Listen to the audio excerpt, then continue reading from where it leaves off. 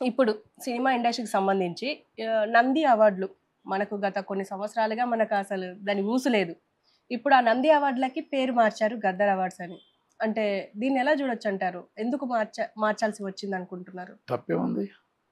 ఏం గద్దరు అది కాదు, గద్దర్ రచయిత కాదా గద్దర్ గారు? హ్మ్. గద్దర్ గారు మొత్తం టోటల్‌గా ఒక కళాకారుడు కాదా? గద్దర్ ఒక ఆర్టిస్ట్ కాదా? ఆ! అంటే ఆయన ఎస్సీ కింద చూస్తున్నారా మీరు? ఓకే. హ్మ్. అంటే మీ ఆలోచన ఏంటి? మీరు అంటే ఎందుకు మౌనం? మౌనం ఎందుకు? మీరు దేనికి అంగీకారం? సరే ఇప్పుడు దానికి నంది అవార్డా? ఏ అవార్డా? గద్దర్ గారంటే ఆయన ఒక కళాకారుడు, ఒక ఆర్టిస్ట్. అలాంటి పెద్ద వ్యక్తి కొన్ని లక్షల మందికి ఆరాధ్య దైవం కాబట్టి ఆయన గద్దర్ గారు అవార్డులని పెట్టారు. తప్పులేదు. దానికి మీరందరూ గూడా ఎందుకు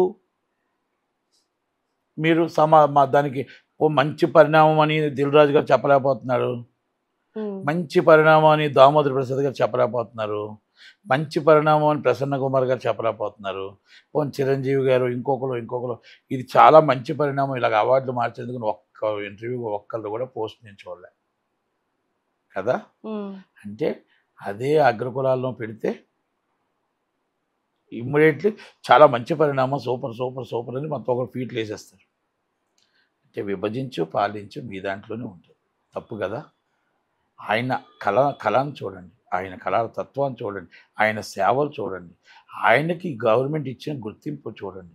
రేవంత్ రెడ్డి గారు చేసిన పని మంచి పని. అలాంటి పనిని మనం అందరం ఆదరించాలి. అలాంటిది మనం స్వాగతించాలి. కానీ మీరు ఈ విధంగా చేయడం అనేది కరెక్ట్ కాదేమో! ఇది కరెక్ట్‌గా సినిమా ఫీల్డ్ ఇప్పటిదాకా కూడా దాని మీద రెస్పాన్స్ అవ్వకపోవడం ఇస్ నాట్ కరెక్ట్. ఇది రేవంత్ రెడ్డి గారు అర్థం చేసుకుంటారా? అర్థం చేసుకోరా? మళ్ళా స్వాగతం పలికి మళ్ళా ఆరిటిల్ని మరి ఆళ్ళని తీసుకొచ్చి కూర్చోబెట్టి అగ్రకులాలను కూర్చోబెట్టి చేస్తారా అనేది రేవంత్ రెడ్డి గారికి వదిలేస్తాం. అసలెందుకు రెస్పాండ్ అవ్వలేకపోతుంది సినిమా ఇండస్ట్రీ గాని, ఇప్పుడు సినిమా పెద్దలు గాని? ఆయన అగ్రకులం కాదు కాబట్టి. అంతే అంటారు. ఒకటే యెస్. స్టేట్‌మెంట్. ఒకటే స్టేట్మెంట్. ఇది ఆ! కాదని చెప్పమనండి ఆళ్ళని. ఓకే. బాబాసాహెబ్ అంబేద్కర్ గారు అప్పుడెప్పుడో ఉన్నారు గానీ, ఇప్పుడు బాబాసాహెబ్ అంబేద్కర్ గారు వస్తే కూడా ఈళ్ళు బాబాసాహెబ్ అంబేద్కర్ కూడా రుచించదు ఈళ్ళకి. ఓకే. అలాంటి ఓ వ్యక్తులున్నారు సినిమా ఫీల్డ్‌లో. ఓకే. అలా నేను అంటాను కాబట్టి నేనంటే పడకపోవచ్చు. నేను అగ్రకులం వాడిని. నేను హ్మ్. ఓసీనే. కానీ ఎస్సీ, ఎస్టీ, బీసీ మైనారిటీలతో ఎక్కువగా ఆళ్ళ అనుబంధం ఉంటుంది. ఆళ్ళ కష్టాలు, ఆళ్ళ బాధలు నాకు తెలుసు కాబట్టి, నేను ఆ పోరాటం నాకు తెలుసు కాబట్టి, వాళ్ళతో పాటు వాళ్ళన్నీ కూడా ఆళ్ళతో పాటు ఉంటా. ఈరోజు కులం లేదు, మతం లేదు. మనకి ఏవీ లేవు. అన్నీ మనకు అందరం అక్క చెల్లెలమే, అన్నదమ్ములమే. మనందరం ఒకటే కులం, ఒకటే మతం, సినిమా కులం అవును. అని మనం అన్ని మాటలు చెప్తామే. ఈరోజు మరి ఒక్కరు కూడా నేను ఒక ఫీట్ చూస్తున్నా వెయిటింగ్. గద్దర్ గారి కోసం పాపం ఒక్కలైనా చాలా మంచి పరిణామం, సూపర్ అని చెప్తా అంటారేమో అని. మీకు ఇంకొక షాకింగ్ న్యూస్ తెలుసో లేదో? హ్మ్. రేవంత్ రెడ్డి గారు అక్కడ ఆయన అనౌన్స్ చేసేటప్పుడు బట్టి విక్రమార్క గారు వచ్చి కమలించుకున్నారు తప్ప, తక్కినోళ్ళంతా కొంతమంది షాకింగ్‌లోనే ఉన్నారు అక్కడ. హ్మ్. అది మీరు అబ్జర్వ్ చేశారో లేదో? నేను అబ్జర్వ్ చేశాను. హ్మ్. అంటే ఇంత వివక్ష నడుస్తుంది. సినిమా ఫీల్డ్‌లో కూడా ఇంతే వివక్ష నడుస్తుంది. ఇది నేను బరాబర్ నేను చెప్తా. దాంట్లో నో డౌట్. ఇది వాస్తవం. వాస్తవం కాకపోతే 'దిల్ రాజు' గారు వెంటనే పెట్టాలి. అవును. మంచి పరిణామం రేవంత్ రెడ్డి గారు తీసుకున్న ఒక కార్యక్రమం సూపర్ కార్యక్రమం అని చెప్పొచ్చు. ఏం ప్రతిపక్షంలో ఉన్న కేటీఆర్ గారు మంచి పరిణామం ఎందుకు చెప్పలే? వాళ్ళకి అవసరం లేదు. అగ్రకులమే కావాలి. ఓట్లకు మాత్రం ఎస్సీ, ఎస్టీ, మైనారిటీ కావాలి. ఆ రోజు గద్దర్ గారిని వాడుకోవడం కోసం కావాలి. ఆ! ఇవి కేసీఆర్ గారికి పడదు. అవును. ఆ! అందరూ దొరల పాలనే. ఆ దొరల పాలనలో ఈ సినిమా వాళ్ళు కూడా దొరలే అందరూను. మనమేం తక్కువ చెప్పాల్సిన అవసరం లేదు. తక్కువేం తినలేదు. అందరూ దొరలే. ఆ! కనుక మీ ఇప్పుడు క్యాస్ట్‌లు కూడా తెలుసుకొని దూరంగా కూర్చునే రకాలున్నాయి కొన్ని. ఇంకా హ్మ్. పేర్లన్నీ వద్దు గాని. అంతే. అందుకని చెప్తున్నాను ఇలాంటి వ్యవస్థలో మనం ఉన్నాం. కనుక అలాంటి ఆయన మనం గౌరవించుకోకపోతే అంతకన్నా అవమానకరం ఉండదు. ఒక మంచి కార్యక్రమాన్ని తీసుకున్నారు రేవంత్ రెడ్డి గారు కాబట్టి ఆయనకి అభినందనలు. ఖచ్చితంగా. ఆయన గద్దర్ గారిని గుర్తించారు. సరే ఇప్పుడు మనం బండ్ల గణేష్ విషయానికొస్తే, ఆయన ఎప్పుడు వార్తల్లో ఉండే వ్యక్తి. ఇప్పుడు మల్కాజ్‌గిరి ఎంపీగా పోటీ చేస్తా అని చెప్పేసి ఈరోజు పెట్టారు అర్జీ. మరి ఈయన ఎలా ఉండబోతుంది? అంటే గెలుస్తారంటారా? అంటే ఒదగగలుగుతారా ఈ రాజకీయాల్లో? అంటే ఎప్పటి నుంచో కేఏ పాల్ చూసారు మీరు? చూస్ కేఏ పాల్ మాట్లాడుతున్నాడు కదా, రోజుకి సీఎంఏగా. ఇక్కడ సీఎం, అక్కడ సీఎం, పిఎం. మీకు డైలాగ్ ఏమైనా మారుతుందా? అవునా కదా? బండ్ల గణేష్ అంతే. ఆయన కామెడీ కింగ్, ఈయన కామెడీ కింగ్ అంతే. దాంట్లో ఏముంటుంది? ఆయనకి ఎంపీ సీట్ వచ్చినప్పుడు మాట, ఇప్పుడు ఒకసారి పేక్ కోసుకుంటాను అంటాడు. ఒక్కడు మాత్రం ఒక పార్టీకి రాజీనామా చేశాను అంటాడు. ఓ పార్టీ నాకు సంబంధం లేదు, ఈ పార్టీ వస్తే ఈ పార్టీలో నేను ఉన్నాను అంటాడు. మొన్నటిదాకా కేసీఆర్ గారు సూపర్ అన్నాడు, కేటీఆర్ గారు సూపర్ అన్నాడు, అక్కడ పవన్ కళ్యాణ్ గారు నా ప్రాణం అంటాడు, అక్కడ చంద్రబాబు నా ప్రాణం అంటాడు, జగన్మోహన్ రెడ్డి నా దేవుడు అంటాడు. అంటే ఏది దేవుడో ఏది ఏమిటో తెలియదు. ఆ జైల్లో చంద్రబాబు గారు జైల్లో ఉంటే నేను అన్నం కూడా తినలేదు అంటాడు. ఇది సోషల్ మీడియాకి పనికొస్తుంది. సోషల్ మీడియా వ్యూవర్స్ ఆ గంట వినటానికి, ఆ గంట మాట్లాడుకోవడానికి చేస్తారు. ఎందుకంటే కేఏ పాల్ గారు చూస్తే కొన్ని లక్షల మంది వ్యూవర్స్ వస్తారు, ఆయనకి ఓట్లు మాత్రం 1500 పడ్డాయి.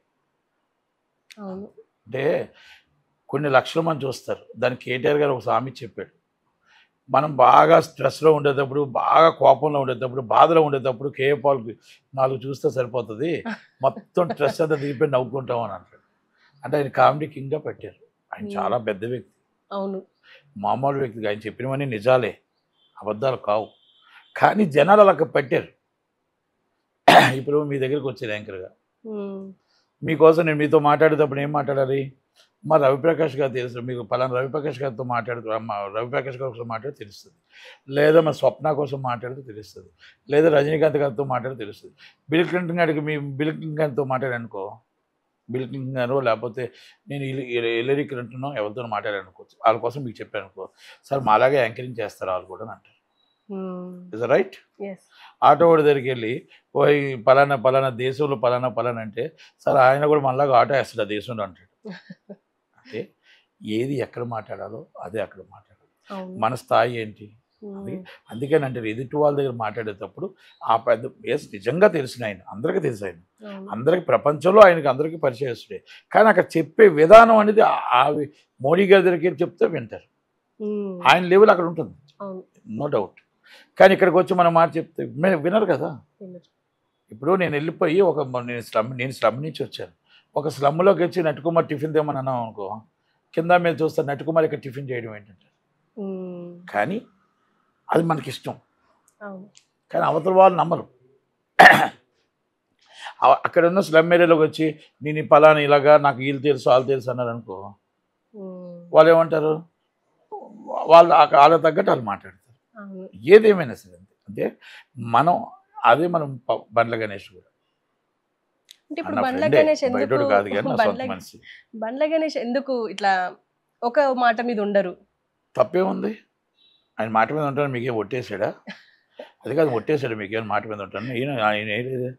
ఇప్పుడు ఉత్తమాన్తో సపోర్ట్ ఉన్నాడు, ఇప్పుడు రేవంత్తో సపోర్ట్ ఉంటాడు, మళ్ళీ రేపు రేవంత్ అయిపోయిన తర్వాత మళ్ళీ రేపు కానీ మళ్ళీ అయిపోతే ఇంకో పార్టీ ఉంటే ఇంకో పార్టీ కాదు, ఆయన ఎటుంటే అటు సపోర్ట్ ఉంటాడు, దాంట్లో తప్పేం లేదు. ఓకే సార్, ఇప్పుడు మనం కొరటాల శివ బిజినెస్ శ్రీమంతుడు మూవీ దాని గురించి మాట్లాడుకుంటే, అది మూవీ కాపీ, అది నా స్టోరీ అని చెప్పేసి శరత్ చంద్ర అనే రచయిత అన్నారు. అండ్ దాన్ని సుప్రీంకోర్టు వరకు కూడా తీసుకెళ్తామని చెప్పేసి కూడా వస్తున్నాయి వార్తలు.